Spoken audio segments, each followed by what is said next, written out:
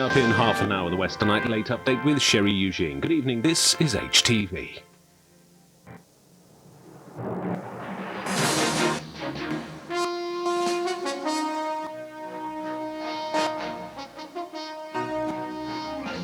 From ITN News at 10 with John Suchet. American airstrikes tonight in wake of embassy bombings. Clinton back in Washington to address the nation. Last of Omar funerals as government announces crackdown. Record A-levels again, but claims the exams were easier.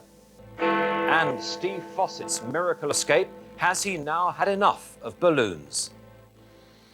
Good evening. President Clinton ordered American warplanes into action tonight against terrorist targets in Afghanistan and Sudan.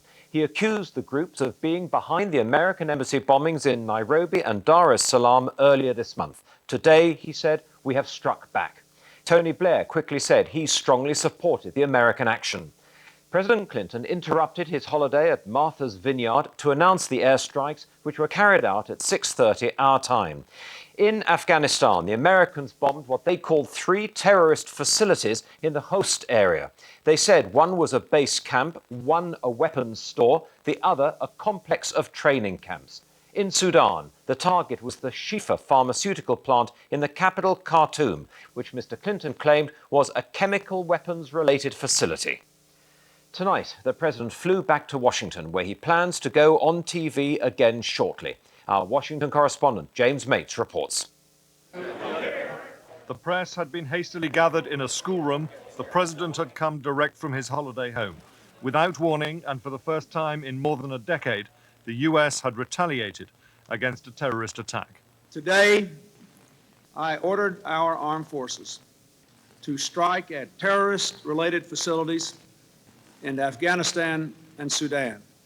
Today, we have struck back. The United States launched an attack this morning on one of the most active terrorist bases in the world. It is located in Afghanistan and operated by groups affiliated with Osama bin Laden, a network not sponsored by any state, but as dangerous as any we face. We also struck a chemical weapons-related facility in Sudan. Terrorists must have no doubt that in the face of their threats, America will protect its citizens and will continue to lead the world's fight for peace, freedom, and security. He immediately left on Air Force One for Washington and a full briefing from his national security advisors. For the first time since Ronald Reagan bombed Libya, the United States has struck directly at terrorist bases. The president will address the nation on television in a few minutes' time. Their target was the dissident Saudi millionaire Osama bin Laden, believed to have ordered the attacks on the U.S. embassies in Kenya and Tanzania and to have threatened further attacks to come. U.S. intelligence also believes he was actively trying to acquire a chemical weapon, hence the attack on the factory in Sudan. Just a week ago, the president and his cabinet had been honoring 10 of the American dead from the bombings in East Africa. At a hastily convened press conference this afternoon, Defense Secretary William Cohen told of the determination then that those killings would not go unavenged. We indicated at that time with our words, and now we're indicating with our deeds, that American citizens were not going to be allowed to be attacked with impunity. Osama bin Laden's terror network was associated and responsible for this bombing. Our effort was to try to target those facilities and infrastructure that allow him to continue to train terrorists to carry out terrorist operations. Alongside him, the chairman of the Joint Chiefs will give no details of the forces used or from where the attacks have been launched. He would, though, talk about the targets. The targets selected and the timing of the strikes, 7:30 p.m. in Sudan and 10 p.m. in Afghanistan, were part of our overall effort to minimize collateral damage at the sites. A number of terrorist groups are associated with these facilities, including bin Laden's Al-Qaeda. These bases provide refuge for terrorists, house the infrastructure for their funding international travel, and are used to train terrorists in the tactics and weapons of international terrorism. It is assumed the attacks were led by U.S. warplanes, but the Pentagon will not say whether cruise missiles or even ground troops from special forces units were also involved. These pictures just in show the damage to the factory in the Sudanese capital, Khartoum. Eyewitnesses talk of 2 fighter planes dropping around 5 bombs on the installation. The Sudanese say it made medicines, the Americans that it was part owned by Osama bin Laden and was instrumental in the manufacture of VX nerve gas. At the Pentagon press conference, there were inevitably questions about the timing of these attacks, coming in the middle of a presidential scandal. The only motivation driving this action today was our absolute obligation to protect the American people from terrorist activities. That is the sole motivation. As the president arrived back at the White House a short time ago, several senior Republicans were accepting that and backing the action he'd taken. It's a point he's likely to make again in his televised address from the Oval Office. James Mates, News at 10, Washington. Live now to James Mates in Washington. James, what is the latest news on these attacks? Well, we do have fresh information since I filed that report a few minutes ago. Sources in the Pentagon are reported as saying that the attacks were carried out exclusively by cruise missiles. No planes or ground troops were involved. That's the attacks both in Sudan and Afghanistan. They were launched from 7 ships based in the Red Sea and in the Arabian Sea. And that also, of course, answers the question of whether there were American casualties, because those missiles, of course, are unmanned. Other information we have is that they are saying current operations are over with, though there could be more attacks if it's considered necessary. The White House is saying off the record that this could not be called a total success, though they do believe it has had the effect of disrupting those terrorist bases. The other piece of information we have from the Taliban government in Afghanistan, which is of course not necessarily a reliable source, is that Osama bin Laden has survived the attacks. James, the people of America must be asking, why now? Well, indeed, you wouldn't have to be the most hardened cynic to wonder about an attack like this coming at the very height of this scandal, the so-called wag the dog syndrome, after the movie of that name. I have to say that even those senior Republicans who call themselves President Clinton's severest critics are not belaboring this point. They are saying that it was necessary at this time. They're suggesting that intelligence suggested another attack may have been imminent. So this was not just in retaliation, and therefore they couldn't afford to wait. Thank you, James. As we've heard, the terrorist groups targeted by the Americans in Afghanistan are said to be associated with a Saudi called Osama bin Laden. Mr. Clinton said it was a network as dangerous as any we face. So what's known about bin Laden? And how are Islamic fundamentalist groups likely to respond to today's American strikes? Our diplomatic editor, Robert Moore, reports. Within days of the 2 bombs ripping through Nairobi and Dar es Salaam 2 weeks ago, both targeting American embassies, a major intelligence operation was launched to find those behind it. One fact was self-evident to the Americans. These were well-planned and well-financed attacks that pointed not to rogue individuals, but to a group or government with a clear infrastructure for terrorism. One man was immediately suspected, Osama bin Laden. He is based in Afghanistan and is reported to have close links with Afghan's Taliban government. He has never hidden his virulent anti-Americanism. But tonight, Afghan authorities say bin Laden has escaped the US strikes, and it is reported that neither he nor his colleagues have been injured. Osama bin Laden was born in 1957 to a rich Saudi family. In 1979, he joined the Afghan fight against the Soviet invasion. US intelligence claims he was involved in the 1993 World Trade Center bombing and in the 1996 attack, which killed 19 US troops in Saudi Arabia. Last week, a group reportedly founded by bin Laden warned strikes against the United States would continue from everywhere. He is a very virulent anti-Western struggler for Islam. And he seems to have a personal fight against the United States. He's sworn to kill many more Americans, and he's already done so in Saudi Arabia itself as well as elsewhere. Sudan television broke into normal programming to announce the US strikes were a criminal act and said the warplanes had hit not a chemical weapons plant, but a medical factory. It is a medical factory. It is a private factory. It is no chemical weapons. We have nothing to do with chemical weapons. It's a factory for medical drugs. Sudan television has released pictures of what it says was the factory in Khartoum before it was hit tonight. I expect in the future a lot of attacks against American targets in different parts of the world. Tonight's US retaliation appears to mirror that back in 1986, when President Reagan, backed by Britain, launched airstrikes against Libya, after US intelligence concluded that Colonel Gaddafi sponsored international terrorism. And late tonight, the British government has announced its strong support for the US action. The Prime Minister Tony Blair has said that terrorists everywhere must know that democratic governments will act decisively. Robert Moore, News at 10, Central London. To our Middle East correspondent now, Julian Mannion in Jerusalem. Julian, has there been any official reaction yet from the target countries, Sudan and Afghanistan? Well, the Sudanese reaction has been immediate and angry. They've said that the American position on all this is, in their words, naive and untrue. And they say, as you've heard, that the attack on this suspected chemical warfare plant was a criminal act. The reaction of the Taliban in Afghanistan, on the other hand, is slightly more confused. In Kabul itself, the Taliban leadership are saying that, in fact, Osama bin Laden has been moved to another location and they will never hand him over. In New York, on the other hand, the Taliban representative at the United Nations, there is such a person, says that if the United States has evidence against him, they're willing to consider it.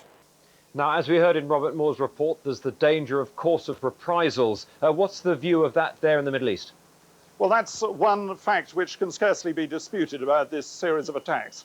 It is that the temperature in the Middle East is going to rise yet again. It's quite clear that whoever did carry out these embassy bombings, whether it was Osama bin Laden or indeed not, as some would argue, that the motive was anti-Americanism based on a whole number of reasons.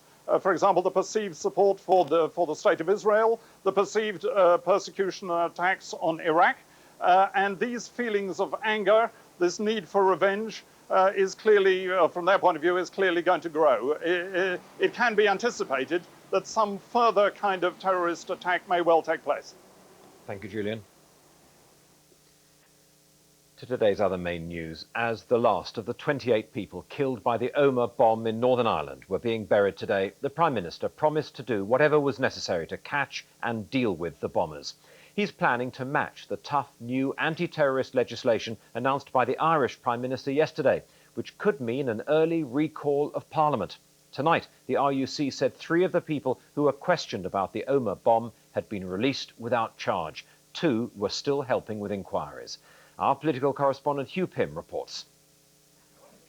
After Dublin's security clampdown, welcomed by Northern Ireland's First Minister at a meeting with the Irish Prime Minister, questions were being asked about the British response, and it was stressed that the Republic's move to make it easier to convict members of banned paramilitary groups would be matched north of the border. The first step in this is to make sure that we toughen the laws properly so that we can secure convictions for people who are going to be convicted of offences of being members of prescribed organisations.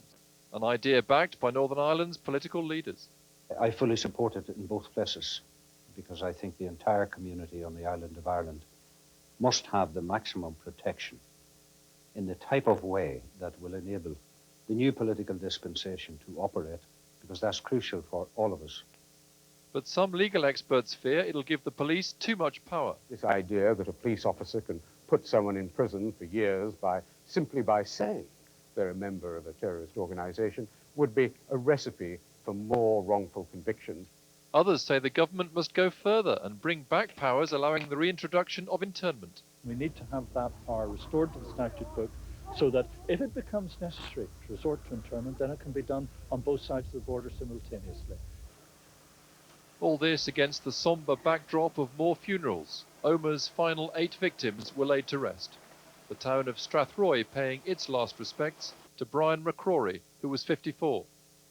Martin McGuinness of Sinn Féin was among the mourners at the funeral, which was filmed with the family's consent. There will be scars, emotional and deep, which may take a long time to surface. But each one of us has our own story. Police, meanwhile, have traced the final movements of the car used to carry the bomb which devastated Omagh. It had been stolen across the border. 2 men were seen getting out 40 minutes before the blast. On the political front, London and Dublin have moved quickly to set in place measures designed to help police capture and convict the Omagh bombers. Downing Street hopes to match the Irish government by establishing new legal powers relating to the membership of terrorist groups within the next couple of weeks. But sources here acknowledge it could involve an emergency recall of Parliament. Hugh Pym, News at 10, Downing Street. And there'll be a special edition of the Thursday Night Live programme on the Omagh bombing on ITV tonight after regional news programmes. Coming up on News at 10, the latest on America's retaliatory airstrikes against Sudan and Afghanistan, plus the day's other main news, including A-level pass rates better than ever, but are exams getting easier? The missing newlyweds' fears grow that their honeymoon turned to tragedy. 12 million reasons why Manchester United finally got their man, Dwight Yorke. And what do you say as your balloon plunges 30,000 feet? Yeah, I actually said out loud that, I'm going to die.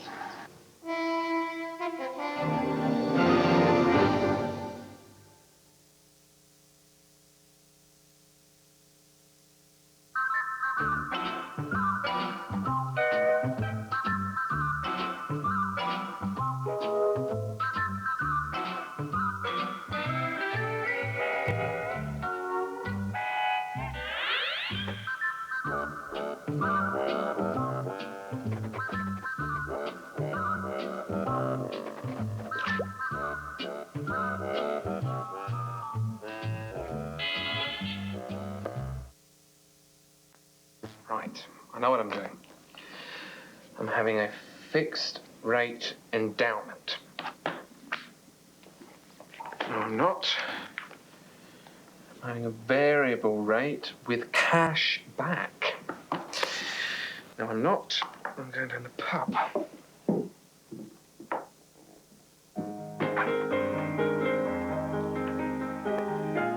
Abbey National, because life's complicated enough. She will always be the people's princess. So The Sun presents the first of two 24-page magazines commemorating Diana as the people knew her.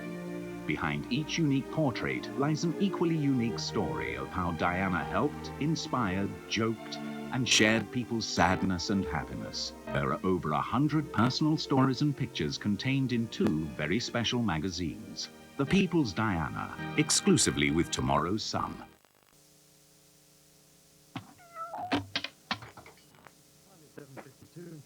If your perfect kitchen is one that's designed to look stunningly beautiful, I love that sweater you've got, Tina. Hi. Oh, yes. Put the kettle on it. and built to take everything life can throw at it, then we're about to make you very happy indeed.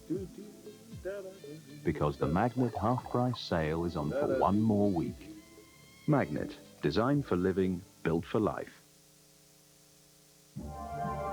Choosing your new car can be confusing, which is why we've introduced Ford Drive, the simple way to experience any of our outstanding range. Just tell us which car and when, and enjoy a drive that allows you to really put it to the test.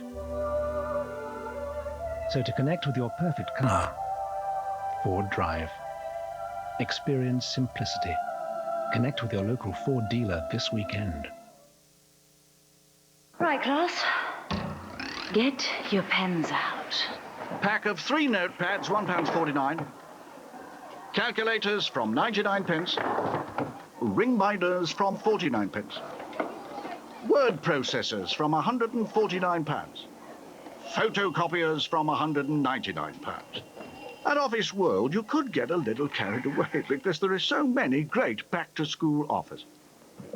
Even pens.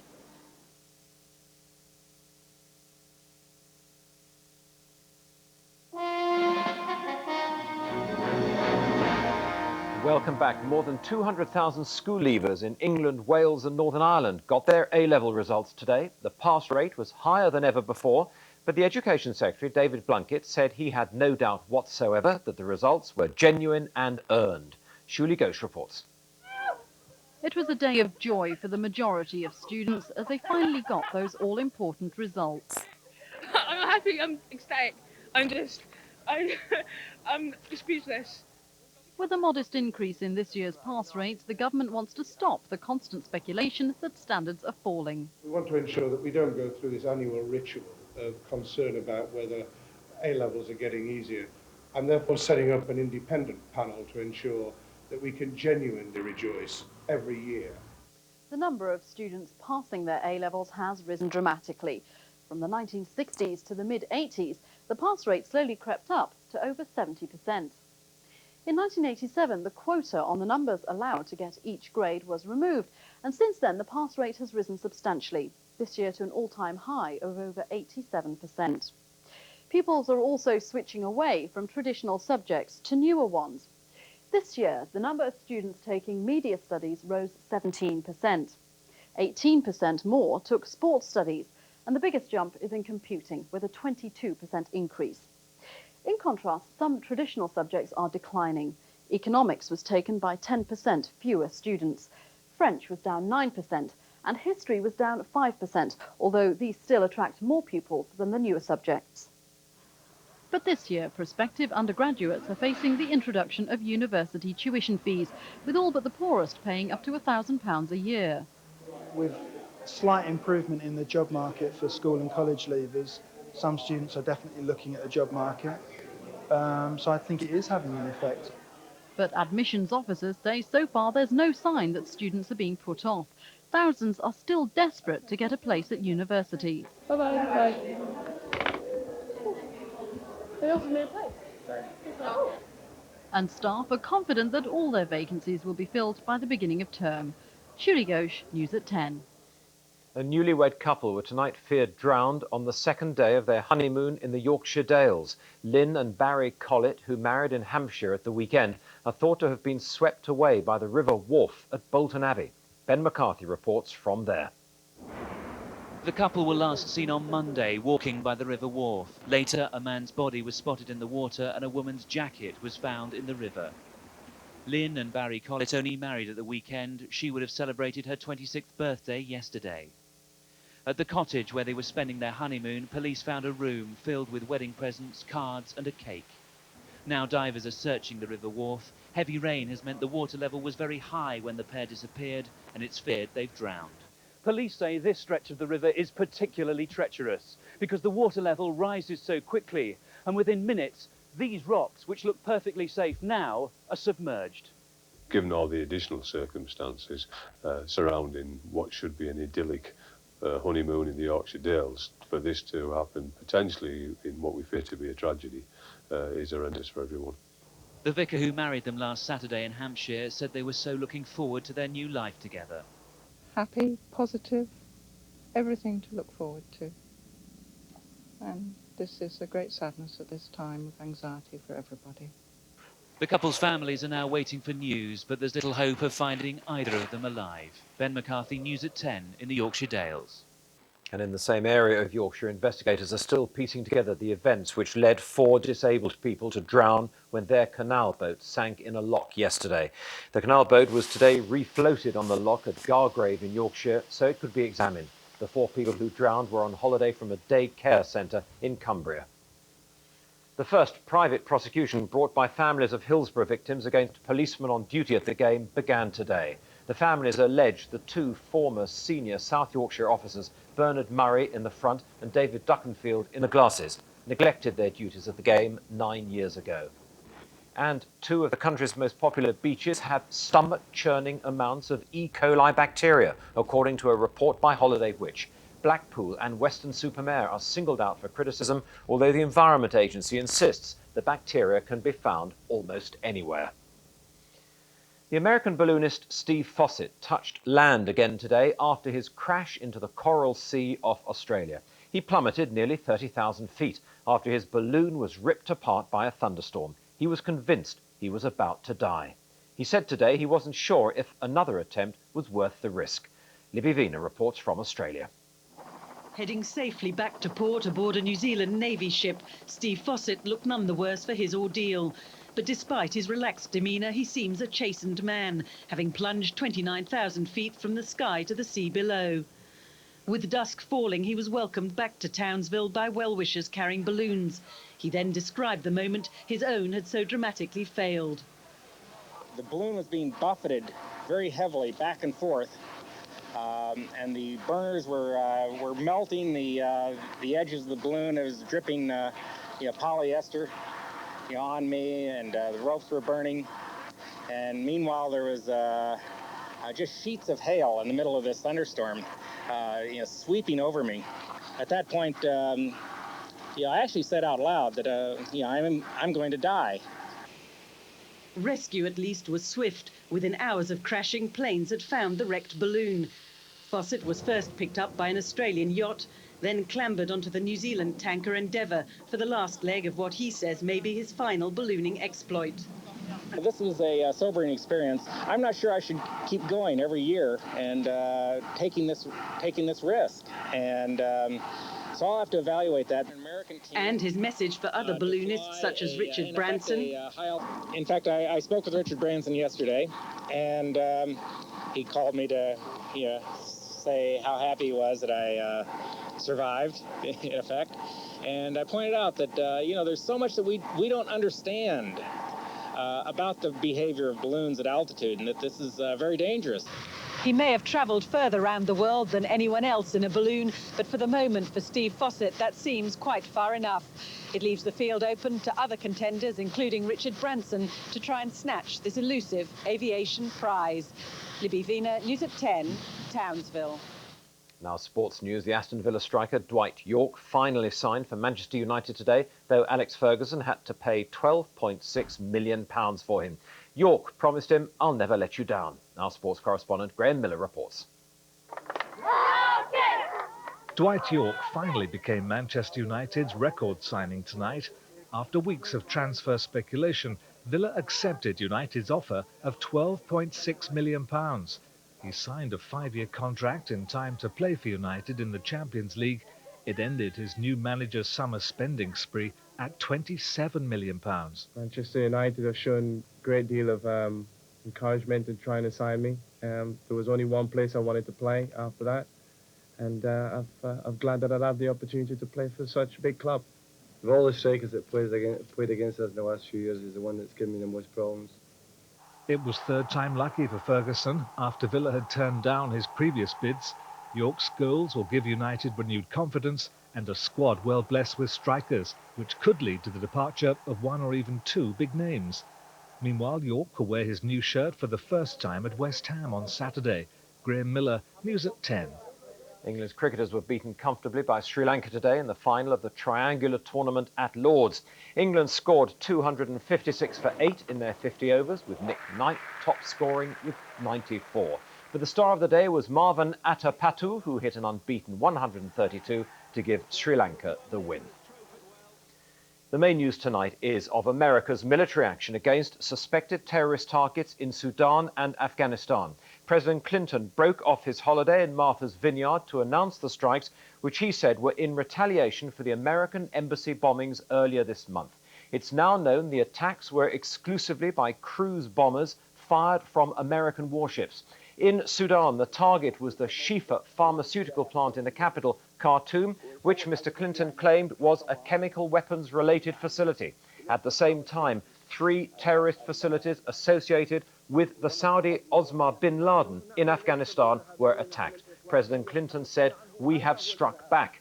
The action was strongly supported by Tony Blair. The president is due to speak on TV again any time now, but first, back to James Mates in Washington. James, will break off the moment the president starts to speak. But first of all, is there any further news on those strikes?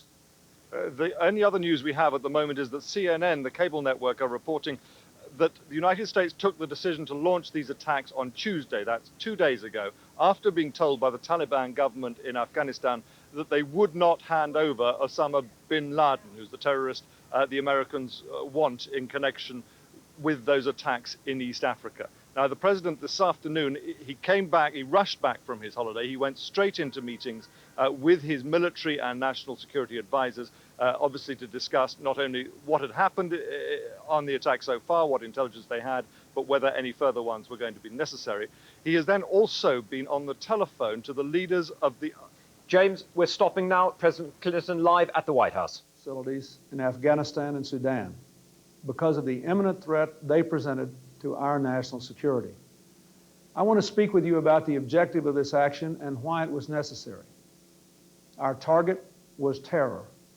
Our mission was clear: to strike at the network of radical groups affiliated with and funded by Osama bin Laden, perhaps the preeminent organizer and financier of international terrorism in the world today. The groups associated with him come from diverse places but share a hatred for democracy, a fanatical glorification of violence, and a horrible distortion of their religion to justify the murder of innocents. They have made the United States their adversary precisely because of what we stand for and what we stand against. A few months ago, and again this week, bin Laden publicly vowed to wage a terrorist war against America, saying, and I quote, "We do not differentiate between those dressed in military uniforms and civilians. They're all targets. Their mission is murder, and their history is bloody." In recent years, they killed American, Belgian, and Pakistani peacekeepers in Somalia. They plotted to assassinate the President of Egypt and the Pope. They planned to bomb 6 United States 747s over the Pacific. They bombed the Egyptian embassy in Pakistan. They gunned down German tourists in Egypt. The most recent terrorist events are fresh in our memory. 2 weeks ago, 12 Americans and nearly 300 Kenyans and Tanzanians lost their lives, and another 5,000 were wounded when our embassies in Nairobi and Dar es Salaam were bombed. There is convincing information from our intelligence community that the bin Laden terrorist network was responsible for these bombings. Based on this information, we have high confidence that these bombings were planned, financed, and carried out by the organization bin Laden leads. America has battled terrorism for many years. Where possible, we've used law enforcement and diplomatic tools to wage the fight. The long arm of American law has reached out around the world and brought to trial those guilty of attacks in New York, in Virginia, and in the Pacific. We have quietly disrupted terrorist groups and foiled their plots. We have isolated countries that practice terrorism. We've worked to build an international coalition against terror. But there have been and will be times when law enforcement and diplomatic tools are simply not enough, when our very national security is challenged, and when we must take extraordinary steps to protect the safety of our citizens. With compelling evidence that the bin Laden network of terrorist groups was planning to mount further attacks against Americans and other freedom-loving people, I decided America must act. And so this morning, based on the unanimous recommendation of my national security team, I ordered our armed forces to take action to counter an immediate threat from the bin Laden network. Earlier today, the United States carried out simultaneous strikes against terrorist facilities and infrastructure in Afghanistan. Our forces targeted one of the most active terrorist bases in the world. It contained key elements of the bin Laden network's infrastructure and has served as a training camp for literally thousands of terrorists from around the globe. We have reason to believe that a gathering of key terrorist leaders was to take place there today, thus underscoring the urgency of our actions. Our forces also attacked a factory in Sudan associated with the bin Laden network. The factory was involved in the production of materials for chemical weapons. The United States does not take this action lightly. Afghanistan and Sudan have been warned for years to stop harboring and supporting these terrorist groups. But countries that persistently host terrorists have no right to be safe havens. Let me express my gratitude to our intelligence and law enforcement agencies for their hard, good work. And let me express my pride in our armed forces who carried out this mission while making every possible effort to minimize the loss of innocent life.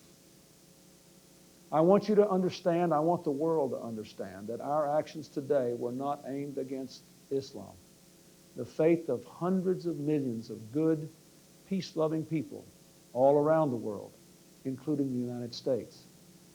No religion condones the murder of innocent men, women, and children. But our actions were aimed at fanatics and killers who wrap murder in the cloak of righteousness, and in so doing, profane the great religion in whose name they claim to act. My fellow Americans, our battle against terrorism did not begin with the bombing of our embassies in Africa. nor will it end with today's strike. It will require strength, courage, and endurance. We will not yield to this threat. We will meet it no matter how long it may take. This will be a long, ongoing struggle between freedom and fanaticism, between the rule of law and terrorism. We must be prepared to do all that we can for as long as we must. America is and will remain a target of terrorists precisely because we are leaders, because we act to advance peace, democracy, and basic human values, because we're the most open society on earth, and because, as we have shown yet again, we take an uncompromising stand against terrorism. But of this, I am also sure. The risks from inaction to America and the world would be far greater than action. For that would embolden our enemies, leaving their ability and their willingness to strike us intact. In this case, we knew before our attack that these groups already had planned further actions against us and others. I want to reiterate. The United States wants peace, not conflict. We want to lift lives around the world, not take them. We have worked for peace in Bosnia, in Northern Ireland, in Haiti, in the Middle East, and elsewhere. But in this day, no campaign for peace can succeed without a determination to fight terrorism. Let our actions today send this message loud and clear. There are no expendable American targets. There will be no sanctuary for terrorists. We will defend our people, our interests, and our values. We will help people of all faiths in all parts of the world who want to live free of fear and violence. We will persist, and we will prevail. Thank you. God bless you, and may God bless our country. President Clinton speaking live from the White House to the American people. We cross straight to Washington and our correspondent. James, your first reaction to that? Well, isn't it interesting how similar his rhetoric there was to the rhetoric used by President Reagan in the mid-80s, justifying the bombing raids against Libya at that time. You remember Reagan said, you can run but you can't hide. Today it was, there will be no sanctuary for terrorists. He also made the point as regards retaliation. Obviously, Americans will fear that this will provoke retaliation. He said the risks from inaction would be far greater than the risks from action. In other words, if you leave these guys alone, we'll be attacked more than if we go after them and try and deter them. Also, he didn't address the issue precisely of timing, but that will be at the forefront of many people's minds. Why has it happened now? He said there was a new warning from bin Laden that they would attack both military and civilian targets. They said he believed that there was a gathering of key terrorist leaders there. These are his two main justifications there for launching the attack now, despite there being a scandal on here. Thank you very much, James. And that's it from this extended News at 10. ITN bulletins on ITV throughout the night from us. Good night.